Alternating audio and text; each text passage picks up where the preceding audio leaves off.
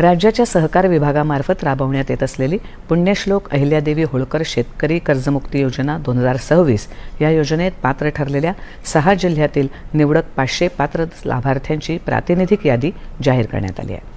नमस्कार शेतकरी मित्रांनो, आताची सर्वात मोठी बातमी आली आहे. पुण्यश्लोक अहिल्यादेवी होळकर शेतकरी कर्जमुक्ती योजना 2026च्या पहिल्या टप्प्यात 17 लाख पात्र शेतकऱ्यांच्या खात्यात कर्जमाफीची रक्कम 31 जुलै 2026 पूर्वी जमा होणार आहे.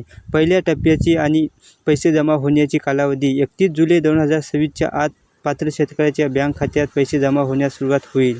लाभार्थी यादी. पहिल्या टप्प्यात 17 लाख शेतकऱ्याचे नावे पोर्टल व स्थानिक स्तरावर जाहीर झाले आहेत.